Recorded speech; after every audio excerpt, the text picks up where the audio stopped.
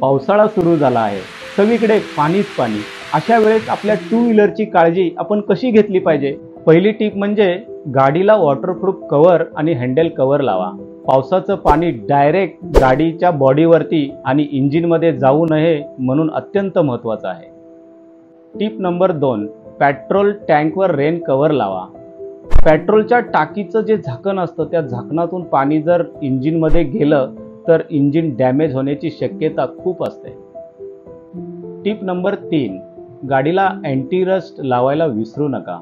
Security guard, nut bolt याने आपल्या गाडीचं जे आयुष्य आहे ते वाढतं.